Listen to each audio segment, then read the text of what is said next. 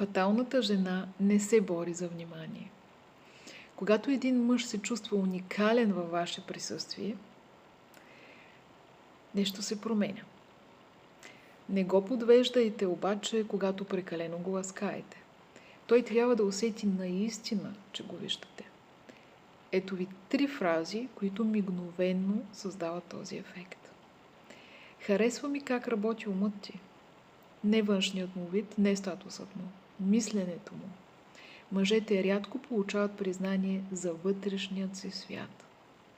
Когато цените неговата гледна точка, той се чувства интелектуално избран. Това е по-дълбоко от всеки повърхностен комплимент. Чувствам се спокойна, когато съм с теб. Това е много силно. Казвате му, че присъствието му има влияние. Мъжете искат да имат влияние.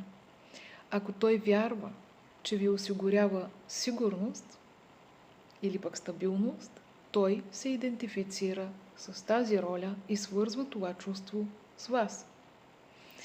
Различен си, когато си такъв. Кажете го нежно. Нека попита какво имаш предвид.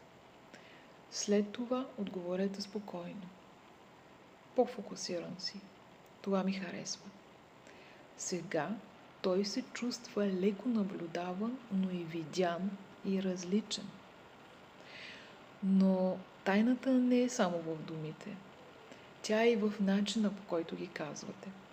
В зрителният контакт, в бавния тон, в спокойната увереност. Фаталната жена не раздава похвали безразборно. Тя дава избирателно утвърждаване. И когато един мъж се чувства уникален заради вас, останалата част и останалия свят в стаята просто избледнява.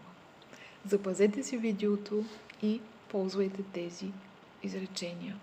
Ако познавате някой, който може да отбележите като прекрасен мъж, който отговаря на тези качества, моля, отбележете го.